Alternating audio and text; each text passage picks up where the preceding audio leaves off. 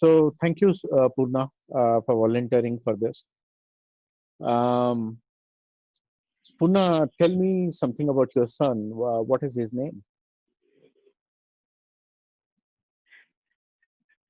Can you repeat? Uh, can you tell me something about your son? What is his name? His name is Tanmugilan. Okay. And how long you've been separated? It's been 7.5 years. 7.5 years. So for Yeah. what are the good memories you have for first initial years you spent with him? What is that you remember very vividly in your mind? I had a very nice time with him for the first 2.5 years. And he came back to Bangalore in around 6 months old. From there onwards, I almost spending most of my time with him, from dropping him in, Creech and pick up from Creech, and then be with him till 8 o'clock, 9 o'clock, till his mother come back from office, and feed him as and when required, and make him sleep. All that I have done all alone. It was a wonderful experience for me. You had any nicknames for your child? Papu. And what did he call you? Uh, okay. He left even before that. So he just started to say Papa, I mean Appa. Okay. So at that age itself, he left. We were separated from there onwards. He just started to speak two words at the time, and he first one Appa he usually said, and then he said Appa ke paskidu. That is the second one I could remember, which he used to say. Only those two I remember so far. Okay. Any private jokes or antics you shared with your son? It's too early. He is not yet started to No, understand all this stuff. as in something, you flick him on the nose and then he will flick you on the nose. Something which is very private between you and your son, or he would climb on your back, or you'll be his horse. Oh, Something. oh yes, yes. He want me to kneel down and then move on, and he'll sit on my back, and he want to hold my hair and then sit and go. That was the one which he enjoyed a lot. I see. I see. And how it has been post separation? Have you met your son? Um, After separation, I have met him once when he was five years old, and that was the last time. And what did you talk about? Yeah, it was not the planned one. After 2.5 years separation, keep asking visitation. The mother is not executing not bringing the child to court, and so I forced the court to get my child to the court. So court is given a written order to bring him to the court, and after that I saw him and play with him for 30 minutes, and after that he left. So after some time, one of my another activists want to inquire something in court. So we went back to the court, and by that time my son and his mom are still there in court. So he ran towards me and then asked, "Why did you stab my grandmom?" And myself and my both of my friends who came along with me were stunned by asking this question. And immediately I don't know what to respond to him. And then I asked him, who thought this? He said, "I saw it." And that is the first time I'm seeing him making a full statement, and that is the one he asked. So I know that one. These are all things bound to happen, but still, it was shaken me a lot. So yeah, that was a one. It was a bad experience for me. And after that, did you meet your son again? No, it's a waste of time, and it's going to harmful for him as well as to me. So I didn't make a move to meet him again. I know that his mind will be totally poisoned, and running behind a court, getting a visitation, and making it to run from one city to another city, 400 kilometers, and get that visitation happening. It's it's a difficult and it is a painful for him, and he'll get a different version from mother, and he'll see the different stuff. The child, it's a very too young kid. It's very difficult to handle those. So I felt let at least uh, let him get one side and let him come up as a good kid. So, if you were to be able to talk to your son, what is one thing you will tell your son? Uh, I'm sorry. Give me a minute. The one thing which I want to tell him is be a normal person, understand what is right and wrong, and move on in his life without troubling others. That is the only thing I will expect from him. So, how do you imagine your next meeting with the son will be? Have you imagined it in your mind? No. Why is that? It is See, too hurtful. okay. So I just want to be practical. Okay. So after being in this movement for 7 years, I know how much poison would have been gone through by now. Knowing that, what we can expect from kid, and he will get only one-sided story till he reach 25, 30, maybe.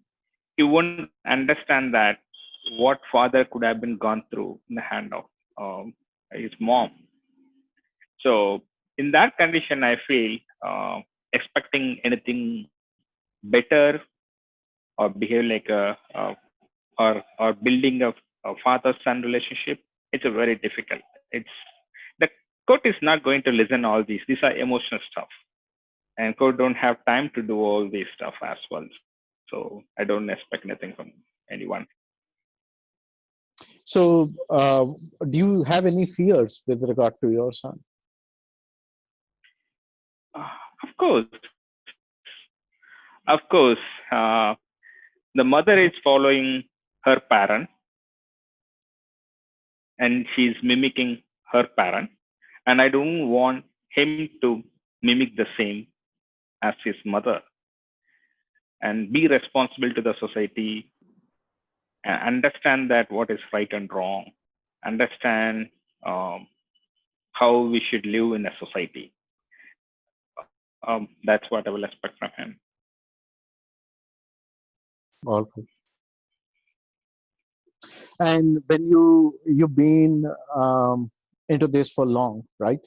Um, so, do you think being in this long has prepared you for a moment when you will see your son? It it went the other way. It prepared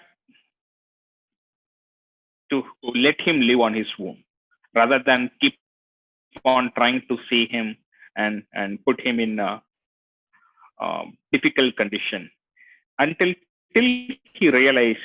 I feel it's impossible to expect anything from him. It's hard in his teenage. He need to reach adulthood and see many more parents, and then realize that what his mother could have been done. I'm not ready to tell any story to him anymore. So it's just about him. Let him realize it. All right. Well, that was very insightful, Puna. Um, I think you sharing your story, your perspective, will go and help a lot of fathers figure out what they should be doing in their situation. There are no rights and wrongs here. Yeah. It's just um, what works out best for each individual and their child. Yeah. Right? All right. That's all I had, Suprakashji. Um, you want to ask any questions to Purna, sir? Um, well, so Purna, you, as you mentioned, like you got separated from your son at a very early age. Yeah. So, uh, like, and you made some efforts to meet with your son. You asked your wife for getting her to the getting into the court for a visitation. So, what was the the way the court was responding to your requests? Were you being taken seriously, or it was just simply ignored?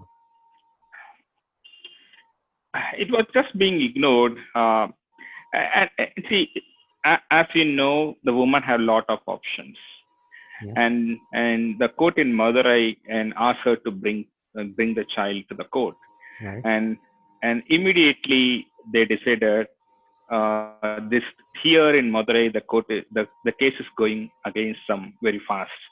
So Okay. immediately they applied the transfer to Karnataka in Supreme Court. At the Okay. same time, at the same time she took the transfer from Bangalore to Chennai. Though she is in Chennai, she moved the case to Karnataka. The process take a longer time, Okay. and after that now she need to appear in court, and that's again go for a longer time. So Right. they know all these tricks. They know all these tricks and how to play with the system and postpone and create create a larger difference between uh, son and father. Okay. And I I feel very happy that at least he recognized me when I see him. And when I tried to pick him in a court, he started to roll on the floor. And then I left him. And then her mom, sorry, his mom said, "Go and play with him." Only when she said that, "Go and play with him," then he came. So, Okay. and all these things are happening within campus. So that's what even judge have seen it. So even after that, she was it was not going well in court. So I felt it's not going to meaningful to anyone Okay. to run behind the system to get this visitation done. Okay.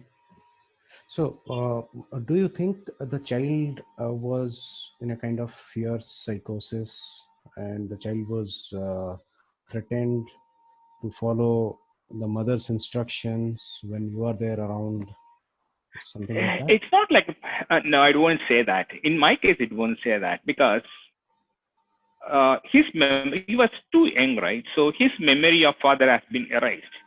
He was that 2.5 years, from 2.5 to 5, he was only with mom. So at that point of time, whatever the mom says, that is what he will execute, and he won't have his own thought process. So the mom instructed very well what to say, what not to say, and I could see that he strictly followed it.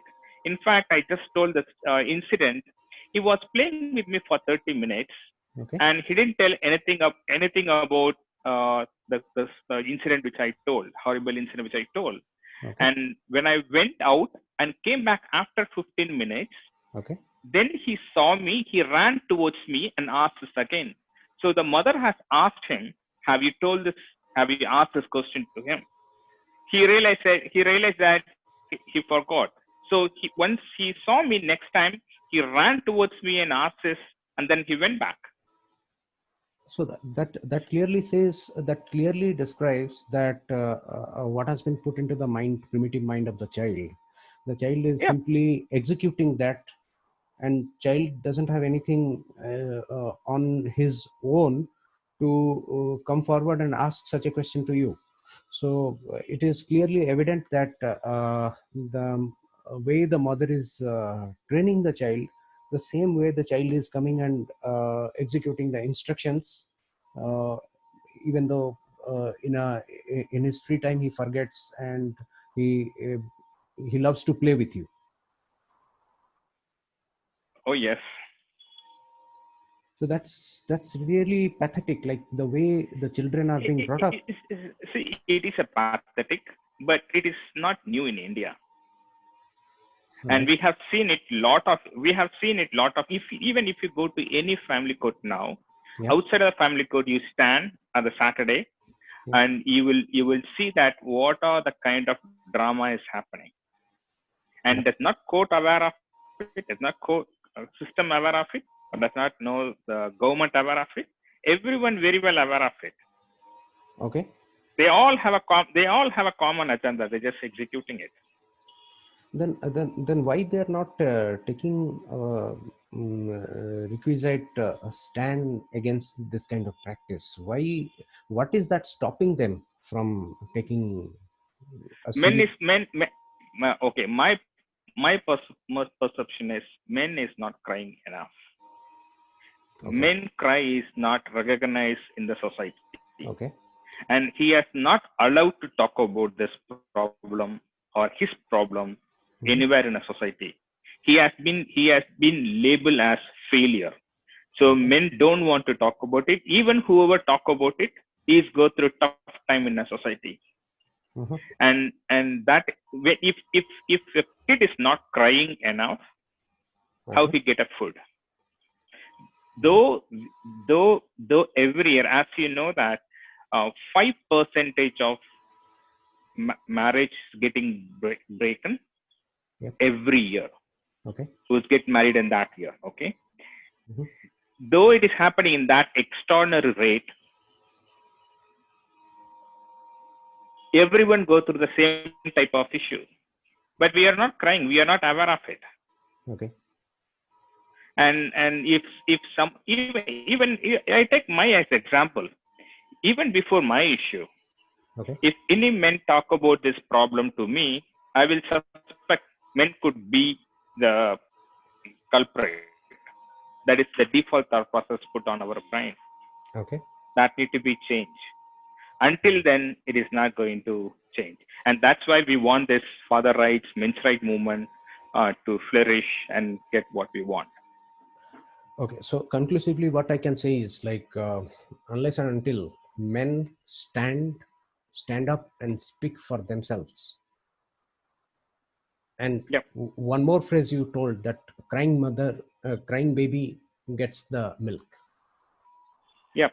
So unless and until you crib and shout for your own problem, nobody is going to pay attention to you. Nobody is going to hear you. Yes. And the cry is not to the judiciary. It must be to the society. Right. The society, and which reflect and which being reflect in media, and which is being reflect in the government. Right. So it need to go in this order. Then only the system will recognize men are suffering and the kids are suffering too. Right. Okay. So that was a very fruitful discussion with you, Puna. Thanks a lot for giving the inside story. Yep. Thank you. It's Thank really you, Buna. emotional. Thank you very much for sharing this with us. Thank you.